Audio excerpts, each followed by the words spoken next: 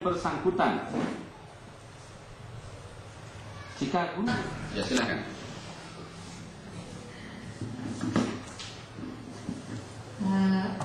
Kami ingin tanyakan, di dalam pengembangan diri ini adalah siswa mendapatkan pendidikan di luar mata pelajaran. Yang ingin kami tanyakan, bagaimana langkah awal kita untuk mencari atau mempersiapkan orang-orang yang akan memberikan itu, apakah memang dari guru atau dari yang lainnya yang akan bertindak nanti jadi orang yang akan memberikan konseling itu. Kita kan selama ini kan belum mengenal apa itu konseling dan siapa yang akan memberikannya. Kemudian kita ingin sebenarnya, karena setelah kita membacakan bahwa pengembangan diri itu melalui satu layanan konseling, tapi bagaimanakah caranya langkah awal kita untuk membuat konseling itu? Ada yang bisa menjawab? Kalau tidak ada, dicatat saja karena waktu ini kita melanjutkan. Sekolah yang ideal,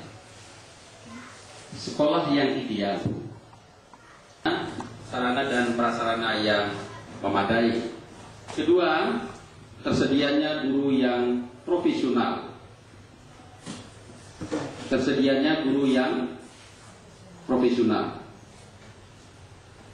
Apa itu profesional? Mempunyai keahlian pada bidangnya masing-masing. Ketiga, tersedianya pelayanan bimbingan dan konseling. Tersedianya guru yang memberikan pelayanan, ya, atau tersedianya pelayanan bimbingan dan konseling. Kepada peserta didik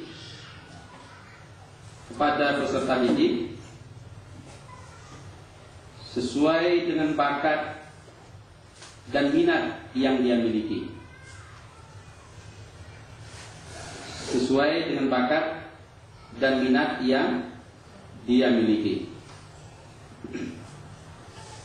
Jadi yang mampu menggali potensi, bakat, dan minat yang ada pada diri siswa, salah satu di sekolah itu sebenarnya harus disediakan orang yang ahli dalam bidang psikologi, yang kita sebut dengan pelayanan bimbingan dan konseling. Memang dia khusus sekolah dalam bidang itu dan dia mengambil jurusan itu. Kalau di tingkat SMA disebut dengan guru bimbel. Jadi di tingkat pendidikan dasar sebenarnya orang-orang yang kita maksud itu sudah tersedia. Termasuk juga kalau guru alternatif yang dapat berperan sebagai itu. Inilah yang mau kita berikan angka-angkanya. Ya Bu ya? Lihat sekarang. Ada contoh enggak? Ya sudah ada?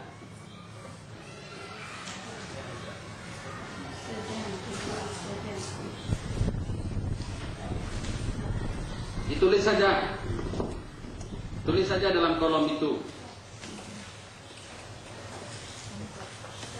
Kompleksitas, ada enggak kolom itu? Ada.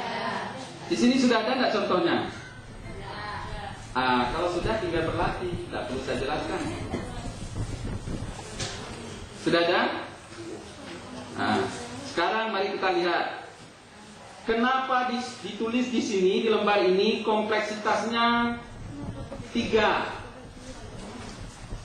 Kenapa ditulis kompleksitasnya 3?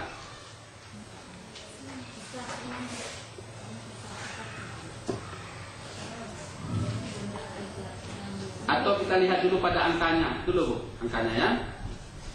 Menafsirkan kriteria menjadi nilai dengan memberikan poin pada setiap kriteria yang ditetapkan. Kompleksitasnya tinggi sama dengan 1. Mengapa? Adalah 3 ditambah 3 dilebuk 3 ditambah 3 ditambah 2 dikali 100 dibagi 9, maka angkanya mendapat 88,89. Paham? 3, misalnya buat 3 di sini. Kemudian di teks berapa? 3. 2 di sini kan sedang berarti 2 katakanlah. Dikali 100 dibagi 9 baru dapat angkanya. Jelas? Jelas? Tunggu, jelas? Oke. Nah, jika indikator yang mau kita ajarkan, yang mau kita sampaikan, kita berikan kepada siswa itu agak rumit, maka kita hanya menempatkan sama dengan 1 untuk tingginya. Tidak mungkin 3. Karena 3 ini tidak mungkin dicapai oleh si anak. Paling-paling yang bisa menjawab hanya beberapa orang.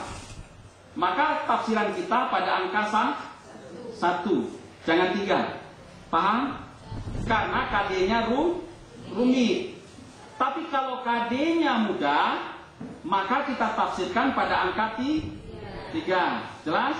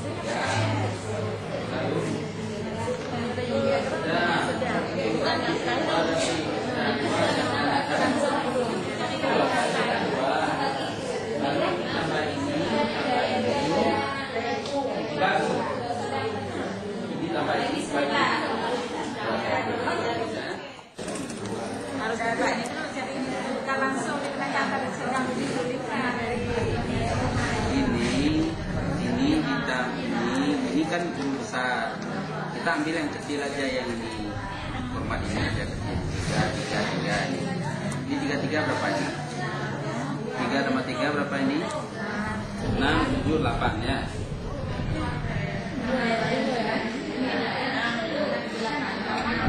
8 kali 100. 8 kali 100 ya. Bagi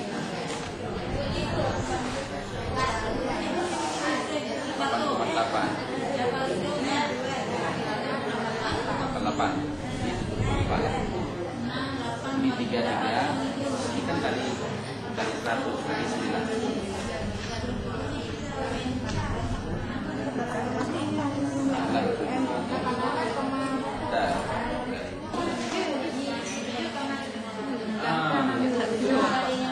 Dari semua tadi